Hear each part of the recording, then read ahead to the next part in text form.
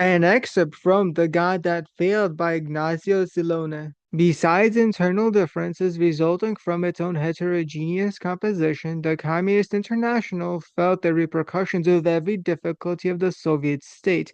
After Lenin's death, it was clear that the Soviet state could not avoid what seems to be the destiny of every dictatorship, the gradual and inexorable narrowing of its political pyramid.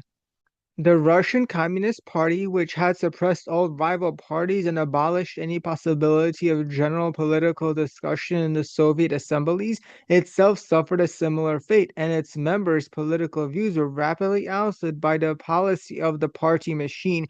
From that moment, every difference of opinion in the controlling bounty was destined to end in the physical extinction of the minority. The revolution, which had extinguished its enemies, began to devour its favorite sons. The thirsty gods gave no more truce.